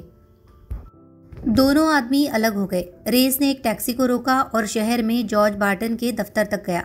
चीफ इंस्पेक्टर कैम्प, जिसे अपने खर्चे का ध्यान था, एक बस में किडरमिंस्टर हाउस से कुछ ही दूर तक गया। सीढ़ियाँ चढ़कर घंटी बजाते समय इंस्पेक्टर का चेहरा गंभीर था। वो जानता था कि वह बहुत मुश्किल राह पर था। किडरमिंस्टर गुट का राजनीति में बहुत रसूख था और उसकी शाखाएं देश भर में एक जाल की तरफ फैली हुई थी। चीफ इंस्पेक्टर केम्प को ब्रिटिश इंसाफ पर पूरा भरोसा था। अगर स्टीफन या सैंड्रा फैराडे का रोजमेरी बार्टन या जॉर्ज बार्टन की मृत्यु के साथ कोई सरोकार था, तो कोई भी रसूख उन्हें नतीजे से बचा नहीं पाएगा। लेकिन अगर वे बेगुनाह थे या उन्हें सजा देने के लिए सबूत ठोस नहीं थे, तो केस के लिए जिम्मेदार अफसर को पूरी सावधानी बरतनी होगी कि वह कैसे आगे बढ़ रहा था। नहीं तो उसे अपने बड़े अफसरों से सजा भी मिल सकती थी। इन हालात में आसानी से समझा जा सकता था कि चीफ इंस्पेक्टर को जो भी सामने आने वाला था उसमें बहुत मज़ा नहीं आ रहा था। उसे ये काफ़ी मुमकिन लग रहा था, जैसा वह खुद ही कहता था, कि किडरमिंस्टर परिवार बुरी तरह काट पीट देगा। जो भी था, कैम को जल्दी ही पता लग गया कि वह ऐसा सोचने में काफ़ी सीधा रहा था। लॉर्ड किडरमिंस्टर बेहद अनुभवी राजनयिक था। ऐसी कोई भी बदतमीजी करने के लिए अपना काम बताने पर असूलों पर चलने वाला एक बटलर उसे घर के पिछवाड़े एक कम रोशनी वाले कमरे में ले गया, जहाँ किताबों की पंक्तियाँ लगी थी, जहाँ उसे लॉर्ड किडरमिंस्टर मिला, अपनी बेटी और दामाद के साथ उसका इंतज़ार करता हुआ। आगे बढ़कर लॉर्ड किडरमिंस्टर ने हाथ मिलाया और शालीनता से कहा, तुम बिल्कुल समय पर आए हो चीफ इंस्पेक्टर।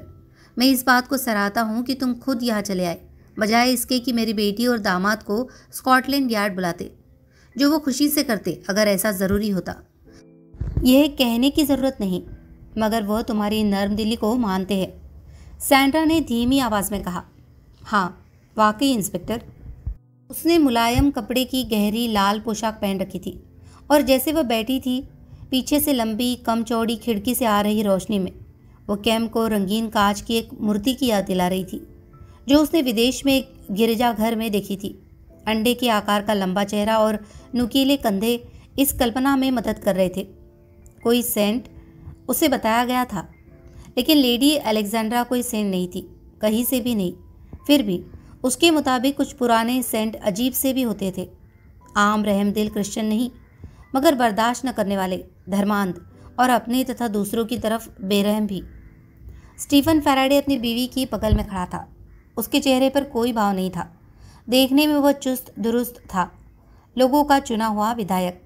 असली आदमी अच्छी तरह दब गया हुआ था, मगर असली आदमी था तो यह चीफ इंस्पेक्टर जानता था। लॉर्ड किडरमिंस्टर बोल रहा था, बातचीत को एक रुख देने की काबिलियत के साथ। चीफ इंस्पेक्टर, मैं तुमसे छुपाऊंगा नहीं कि हम सब के लिए ये सारा मामला बेहद तकलीफदेह और नागवार है। ये दूसरी बार है कि मेरी बेटी और दामाद को एक आम जगह पर अचानक हुई एक मौत के साथ जोड़ा गया है, वही रेस्तरां और एक ही परिवार के दो लोग। इस तरह की बदनामी आम लोगों की नज़र में रहने वाले आदमी के लिए हमेशा नुकसानदेह होती है। हम सब ये समझते हैं और मेरी बेटी और दामाद दोनों जितनी मदद आपको दे सकते हैं देने को आतुर है, इस उम्मीद में कि जितनी जल्दी हो सके ये मामला निपटाया जाए और इसमें लोगों की दिलचस्पी खत्म हो जाए।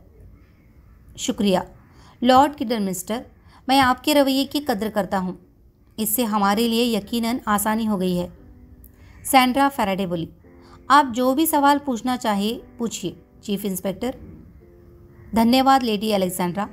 सिर्फ एक बात चीफ इंस्पेक्टर, लॉर्ड किडरमिस्टर ने कहा, जानकारी के आपके अपने ज़रिए है और मुझे मेरे दोस्त कमिश्नर से पता चला है कि इस आदमी बार्टन की मौत को खुदकुशी नहीं कत्ल माना जा रहा है, जबकि देखने में और आम लोगों के लिए खुदकुशी ज़्यादा मुमकिन वजह लगेगी।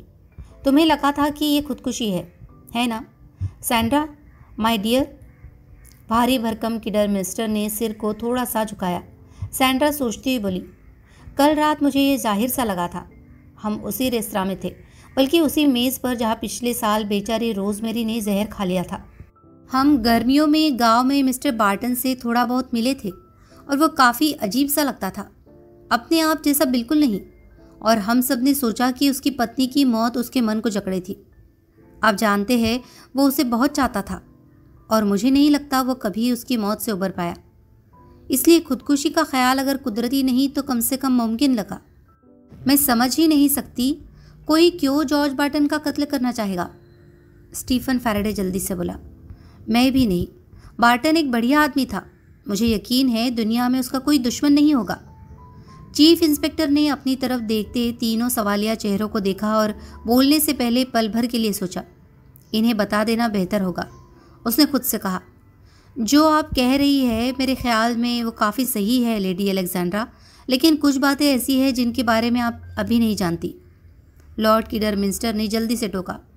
हमें चीफ इंस्पेक्टर पर किसी तरह का जोर नहीं डालना चाहिए। ये उसकी अपनी समझ है कि वो कौन सी बातों को सरेआम करना चाहे। शुक्रिया माय लॉर्ड, लेकिन कोई कारण नहीं कि मैं मामले को थोड़ा और साफ साफ न बताऊं। बात को छोटा करता हूं। जॉर्ज बार्टन ने मरने से पहले 2 लोगों को अपना यह यकीन बताया कि उसकी पत्नी ने खुदकुशी नहीं की थी, जैसा सब समझते थे, बल्कि उसे किसी और ने जहर दिया था। वो ये भी समझता था कि वह उस दूसरे आदमी को खोजने की राह पर था। और कल रात की पार्टी जो ऊपरी तौर पर मिस माले के जन्मदिन पर थी, हकीकत में किसी प्लान का हिस्सा थी जो उसने अपनी पत्नी के खूनी को पहचानने के लिए बनाई थी। एक पल के लिए खामोशी रही और खामोशी में चीफ इंस्पेक्टर केम्प ने, जो बाहर से भावशून्य दिखने के बावजूद एक संवेदनशील आदमी था, कमरे में निराशा महसूस की। वो किसी चेहरे पर दिखाई नहीं दे रही थी, मगर वह कसम खा सकता था कि वह थी। लॉर्ड किडरमिस्टर ने सबसे पहले अपने को संभाला, लेकिन यकीनन ऐसा समझना इस तरफ इशारा भी तो कर सकता है कि बार्टन बेचारा अपने आप में नहीं था। हो सकता है पत्नी की मौत के बारे में सोचते रहने ने उसे पागल कर दिया हो। काफ़ी सही लॉर्ड किडरमिस्टर, मगर ये इतना तो बताता है कि उसकी मनोदशा खुदकुशी करने वाली नहीं थी। हाँ, मैं आपकी बात समझता हूँ। एक बार फिर खामोशी छा गई। फिर स्टीफन फैराडे तल्खी से बोला, मगर बार्टन के दिमाग में यह ख्याल आया कैसे? आखिर मिसेज बार्टन ने खुदकुशी की थी? चीफ इंस्पेक्टर केम्प ने गंभीर नज़र उस पर डाली। बार्टन ऐसा नहीं सोचता था, लॉर्ड किडरमिस्टर ने बीच में ही कहा। लेकिन पुलिस को तो तसल्ली थी, उस वक्त तो खुदकुशी के अलावा और किसी तरफ इशारा नहीं था। चीफ इंस्पेक्टर केम्प धीरे से बोला, तथ्य खुदकुशी से मेल खाते थे। कोई ऐसा सबूत नहीं था कि उसकी मौत किसी और वजह से हुई। वो जानता था कि लॉर्ड किडरमिस्टर की काबिलियत वाला आदमी इस बात का सही मतलब समझ जाएगा। कुछ और अफसरी तरीके से केम्प ने कहा, अगर इजाज़त हो तो अब मैं आपको कुछ सवाल पूछना चाहूँगा लेडी अलेक्जेंड्रा। ज़रूर। उसने अपना सिर हल्का सा इंस्पेक्टर की ओर घुमाया। क्या आपको मिस्टर बार्टन की मौत के वक्त कोई शक नहीं हुआ कि यह कत्ल हो सकता है, खुदकुशी नहीं? बिल्कुल नहीं। मुझे पूरा यकीन था कि वह खुदकुशी थी। फिर जोड़ा, अब भी है। केम्प ने इस बात को निकलने दिया। वो बोला, पिछले 1 साल में क्या आपको कोई बेनाम चिट्ठियाँ मिली लेडी अलेक्जेंड्रा? नीरी हैरानी से उसका शांत भाव बिखर गया। बेनाम चिट्ठियाँ? ओह नहीं। क्या आपको पूरा यकीन है? ऐसे खत बहुत अप्रिय होते हैं और ज़्यादातर लोग उनको अनदेखा कर देना चाहते हैं, मगर इस मामले में वो काफ़ी अहम हो सकते हैं। इसीलिए मैं इस बात पर जोर देना चाहता हूँ कि अगर वो आपको मिले हैं तो मुझे उनके बारे में पता होना चाहिए। समझती हूँ, लेकिन मैं आपको यह यकीन दिला सकती हूँ कि मुझे ऐसा कुछ नहीं मिला। ठीक है, आपने कहा कि इन गर्मियों में मिस्टर बार्टन का हाव भाव कुछ अजीब सा रहा। किस तरह? उसने एक पल सोचा। ओह, वो घबराया हुआ था, नर्वस। उसे कुछ कहा जाता था तो लगता था जैसे वो उस स्थान पर ध्यान नहीं दे पाता। उसने सिर पति की ओर मुड़ा। क्या तुम्हें भी ऐसा लगता था स्टीफन? हाँ, मैं कहूँगा कि ये काफ़ी अच्छा वर्णन है। वो बीमार भी लगता था, उसका वजन कम हो गया था। क्या आपने आपके या आपके पति की तरफ उसके रवैये में कोई फ़र्क देखा, जैसे कम मिलनसार? नहीं, इसके ठीक उल्टा। जानते हैं, उसने हमारे घर के बहुत पास एक घर भी ले लिया था और हम जो भी उसके लिए कर पाते थे उसके लिए वो बहुत शुक्रगुजार लगता था। मेरा मतलब है उसे स्थानीय लोगों से मिलाना वगैरह। शक नहीं कि हम इस तरह जो भी कर सकते थे खुशी से करते थे। उसके और आयरिस मार्ले के लिए, जो एक प्यारी लड़की है। क्या स्वर्गीय मिसेज बार्टन आपकी अच्छी दोस्त थी, लेडी अलेक्जेंड्रा? नहीं, हम बहुत करीबी नहीं थी। वो हल्के से हंसी। वो ज़्यादातर स्टीफन की दोस्त थी। उसे राजनीति में दिलचस्पी हो गई थी और स्टीफन उसकी मदद करता था राजनीति सिखाने में, जिसमें मेरे ख्याल में उसे मज़ा आता। वो बहुत आकर्षक और सुंदर औरत थी, आप जानते हैं। और आप बहुत चालाक, चीफ इंस्पेक्टर ने मन में सराहते हुए सोचा। पता नहीं आप उन दोनों के बारे में कितना जानती थी। शायद काफ़ी। मुझे हैरानी नहीं होगी। वह कहता रहा। मिस्टर बार्टन ने आपको कभी अपना ये ख्याल नहीं बताया कि उसकी पत्नी ने खुदकुशी नहीं की थी? नहीं, सच में। इसलिए मैं इस वक्त इतनी हैरान हुई थी। और मिस मार्ले, क्या उसने भी कभी अपनी बहन की मौत की बात नहीं की? नहीं। कोई अंदाज़ा कि जॉर्ज बार्टन ने गांव में घर क्यों खरीदा? क्या आपने या आपके पति ने उसे ये सलाह दी थी? नहीं, ये काफ़ी हैरानी वाली बात थी। और आपकी तरफ उसका रवैया हमेशा दोस्ताना रहा था? सच में, बहुत दोस्ताना। आप एंथनी ब्राउन के बारे में क्या जानती है, लेडी अलेक्जेंड्रा? मैं बिल्कुल कुछ नहीं जानती। मैं उसे कभी कभार ही मिली हूँ, बस इतना ही। और आप, मिस्टर फैराडे? मुझे लगता है एंथनी ब्राउन के बारे में मैं अपनी पत्नी से भी कम जानता हूँ। वो कम से कम उसके साथ डांस कर चुकी है। वह आसानी से पसंद आ जाने वाला आदमी लगता है, अमेरिकी, मेरे ख्याल में। क्या आपने उस वक्त जो देखा उसकी बुनियाद पर कह सकते हैं कि उसका मिसेज बार्टन से बहुत करीबी रिश्ता था? इस मुद्दे पर मुझे कोई जानकारी नहीं, चीफ इंस्पेक्टर। मैं सिर्फ आपके ख्याल के बारे में पूछ रहा हूँ, मिस्टर फैराडे। स्टीफन के माथे पर बल पड़ गए। वो दोस्त थे, मैं इतना ही कह सकता हूँ। और आप, लेडी अलेक्जेंड्रा? सिर्फ मेरी राय ही, चीफ इंस्पेक्टर, सिर्फ आपकी राय ही। तो फिर जो भी इसका फ़ायदा हो, मेरी तो यही राय बनी थी कि दोनों एक दूसरे को बहुत अच्छी तरह जानते थे और उनकी दोस्ती काफ़ी करीबी थी। जिस ढंग से वे एक दूसरे को देखते थे उतने से ही आप समझते हैं ना। मेरे पास कोई ठोस सबूत नहीं। इन मामलों में अक्सर औरतों की परख बहुत अच्छी होती है, कैम बोला। जिस बेवकूफ़ाना मुस्कान के साथ उसने ये कहा, उससे कर्नल रेस को मज़ा आता अगर वह वहाँ होता। और मिस लेसिंग के बारे में, लेडी अलेक्जेंड्रा? मेरे ख्याल में मिस लेसिंग मिस्टर बार्टन की सेक्रेटरी थी। जिस शाम मिसेज बार्टन की मौत हुई, मैं उसे उसी शाम पहली बार मिली थी। उसके बाद मैं उसे एक बार मिली जब वह गांव में रह रही थी, और फिर कल रात। अगर मैं आपसे एक और सादा सवाल पूछूं तो क्या आपको लगा कि वह जॉर्ज बार्टन से प्यार करती थी? मुझे सच में बिल्कुल पता नहीं। तो फिर हम कल रात की घटना पर आते हैं। उसने स्टीफन और उसकी पत्नी से पूरी बारीकी से उस दुखद शाम के बारे में पूछताछ की। इससे उसे ज़्यादा उम्मीद तो नहीं थी और उसी सब की पुष्टि हुई जितना उसे पहले ही मालूम था। अहम बातों को लेकर सारे कथन एक से थे। बार्टन ने आयरिस के नाम एक जाम पेश किया, उसको पिया और फिर एकदम नाचने के लिए उठ गया।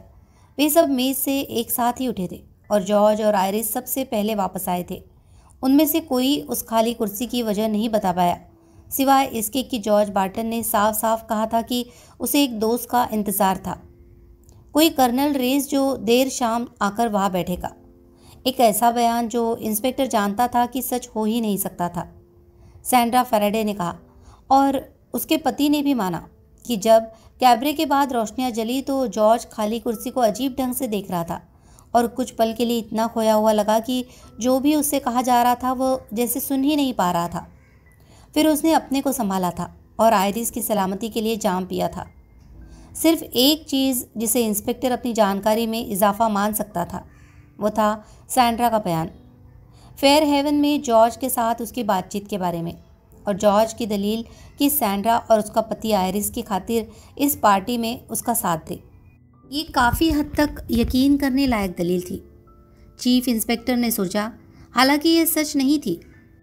अपनी नोटबुक बंद करके जिसमें उसने 2-1 चीज़ें लिखी भी थी, वह उठ खड़ा हुआ।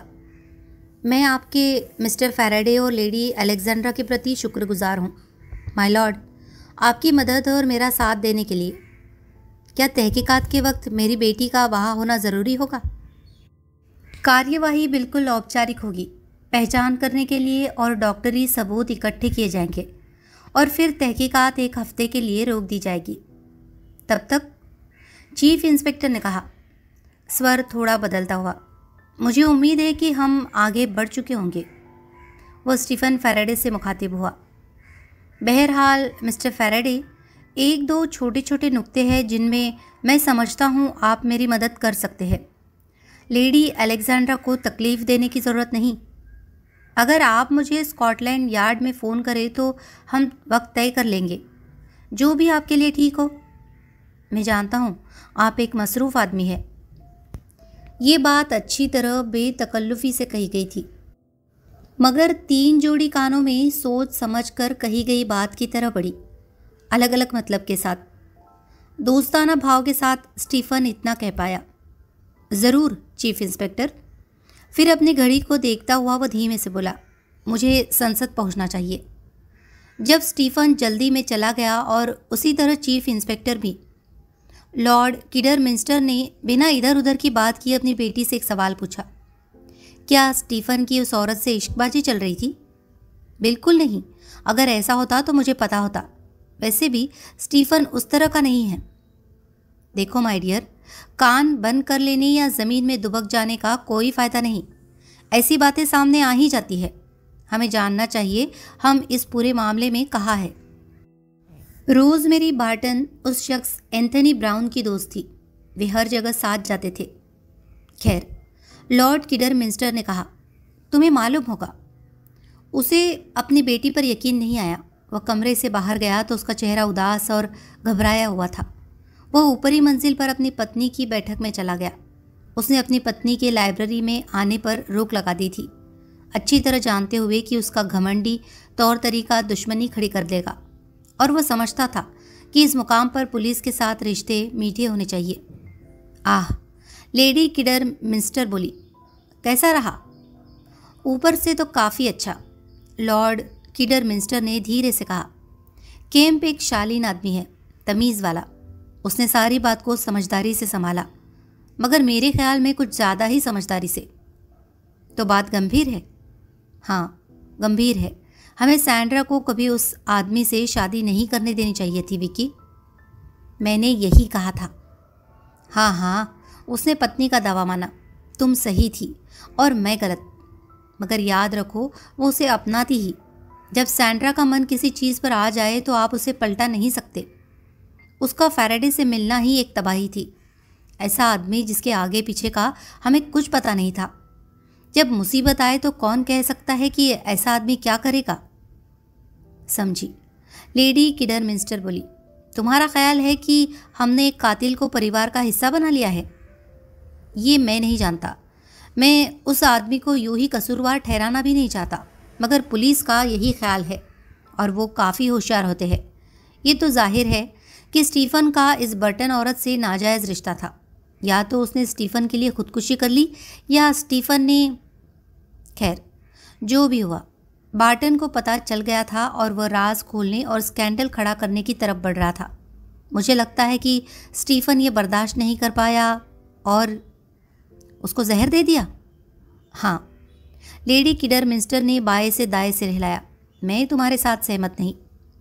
उम्मीद करता हूँ तुम सही हो, मगर किसी ने तो उसे जहर दिया। अगर मुझसे पूछो, लेडी किडरमिंस्टर बोली, स्टीफन तो ऐसा करने की हिम्मत ही नहीं जुटा पाता। वो अपने करियर को लेकर बेहद संजीदा है।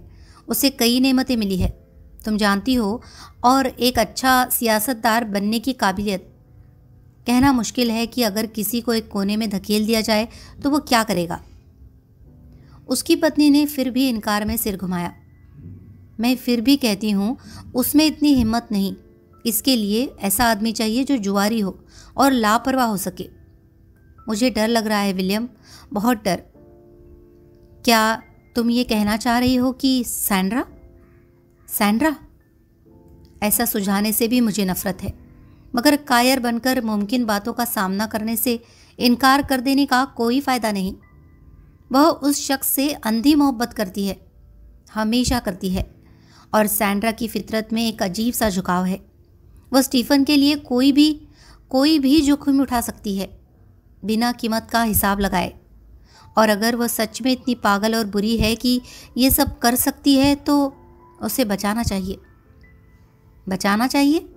क्या मतलब तुम्हारा बचाना चाहिए? तुम्हारे द्वारा हमें अपनी बेटी के लिए कुछ करना होगा, नहीं? खुशकिस्मती से तुम काफ़ी जोर लगा सकते हो। लॉर्ड किडरमिंस्टर उसे एकटक देख रहा था। हालांकि वह यही समझता था कि वह अपनी पत्नी की शख्सियत को अच्छी तरह जानता था, फिर भी वो उसकी हिम्मत और असलियत पर पकड़ को देखकर भौचक्का रह गया। नागवार हकीकत को देखकर भी पलक न झपकने पर, और उसकी बेईमानी पर भी। क्या तुम ये सुझा रही हो कि अगर मेरी बेटी कातिल है तो भी मैं अपनी हैसियत का फ़ायदा उठाकर उसे नतीजे से बचा लूँ? बेशक, लेडी किडरमिंस्टर ने कहा। मेरी प्यारी विक्की, तुम समझती नहीं, कोई ऐसा नहीं कर सकता। ये तो अपनी हैसियत की हद को तोड़ना होगा। बकवास, लेडी किडरमिंस्टर बोली। दोनों ने एक दूसरे को देखा, इतने दूर कि दोनों एक दूसरे के नज़रिए को नहीं देख पाए। होठों पर इफिजीनिया का नाम लिए एगेमेम्नॉन और क्लेमेट्रा ने एक दूसरे को ऐसे ही देखा होगा। तुम पुलिस पर सरकारी दबाव डाल सकते हो ताकि पूरा मामला बंद कर दिया जाए और इसे खुदकुशी करार दे दिया जाए। ऐसा पहले भी हो चुका है, दिखावा मत करो। वो तब था जब ये आम लोगों के लिए था, देश की भलाई के लिए था, लेकिन ये तो जाति मामला है। मुझे शक है कि मैं ऐसा कर पाऊंगा। कर सकते हो अगर इरादा हो तो। लेडी किडरमिंस्टर गुस्से में लाल हो गई। अगर कर सकता हूं तो भी नहीं करूंगा। ये तो हैसियत का नाजायज़ फ़ायदा उठाना होगा। अगर सैंड्रा गिरफ्तार हो गई और उस पर मुकदमा चला तो क्या तुम सबसे बढ़िया वकील नहीं करोगे और उसे छुड़ाने की हर कोशिश नहीं करोगे, चाहे वो गुनहगार ही हो? ज़रूर ज़रूर, वो बिल्कुल अलग है। तुम औरतें कभी ये बातें नहीं समझ पाती। लेडी किडरमिंस्टर चुप रही, हमले से भी हिली नहीं। उसके बच्चों में से सैंड्रा उसे सबसे कम प्यारी थी। फिर भी इस घड़ी वह एक माँ थी, और सिर्फ एक माँ थी, अपने बच्चों को किसी भी तरीके से बचाने को तैयार, ईमानदार या बेईमान। वह सैंड्रा के लिए पूरी ताकत से लड़ेगी, किसी भी हालत में। लॉर्ड किडरमिंस्टर ने कहा, सैंड्रा पर आरोप नहीं लगाया जाएगा जब तक उसके खिलाफ पक्का केस न हो। और कम से कम मैं ये मानने से इनकार करता हूँ कि मेरी कोई बेटी कातिल है। मुझे तुम पर हैरानी है विकी, इस तरह की बात सोचने के लिए। उसकी पत्नी कुछ नहीं बोली और किडरमिंस्टर परेशान सा कमरे से बाहर निकल गया। ये ख्याल भी कि विक्की के अंदर, विक्की जिसे वह इतने सालों से इतनी करीब से जानता था, ऐसी अनजानी और हिला देने वाली गहराइयाँ थी।